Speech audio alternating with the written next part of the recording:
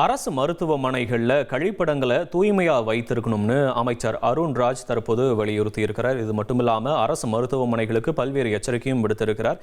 என்ன சொன்னார் என்ற விவரங்களை செய்தியாளர் தாய்மானவன் வழங்க நாம கேட்கலாம். தாய்மானவன் வணக்கம். அமைச்சர் என்ன சொல்லியிருக்கிறார் தொடர்பா? இன்னைக்கு ஓமந்தூரார் மருத்துவமனையை ஆய்வு செய்திருந்த அமைச்சர் இதனை தொடர்ந்து அனைத்து அரசு மருத்துவமனைகளுக்கும் ஒரு எச்சரிக்கை விடுத்திருக்கிறார். பல்வேறு வலியுறுத்தல்களையும் அவர் முன் வச்சிருக்கார். தொடர்பான விவரங்களை செய்தியாளர் தாய்மானவன் வழங்க நாம கேட்கலாம். தாய்மானவன் வணக்கம். தொடர்பா அமைச்சர் என்ன சொல்லியிருக்காருன்னு சொல்லுங்க.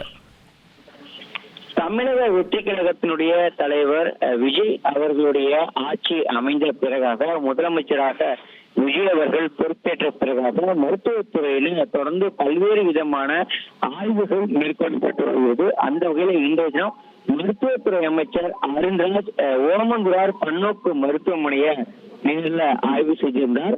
அந்த ஆய்வுல பல்வேறு விஷயங்கள் சுட்டிக்காட்டப்பட்டிருக்கிறது. குறிப்பா மருத்துவமனையில் இருக்கக்கூடிய வாஷ்ரூம்கள், அதாவது கழிப்பிடங்கள் தூய்மையாக இல்லை என்பது தெரிய வந்திருக்கிறது. உடனடியாக தூய்மை பணியாளர்களுக்கு முறையாக அந்த தூய்மை பணிகளை மேற்கொள்ள வேண்டும் என்பது அருண்ராஜ் அவர்கள், அமைச்சர் அருண்ராஜ் அவர்கள் வலியுறுத்தியிருப்பதாக அறிய முடியாது. அது மட்டும் இல்லாம அந்த கழிப்பிடங்கள் சுற்றி இருக்கக்கூடிய பகுதிகளில் எக்ஸாஸ்ட் வசதிகளை முறையாக ஏற்படுத்துவதற்கு பொதுப்பணித்துறை. உங்களுடைய விவரங்களுக்கு நன்றி தாயுமானவன். 1,30,00,000 மனங்களை வென்ற தந்தை டிவி யூடியூப் சேனல்.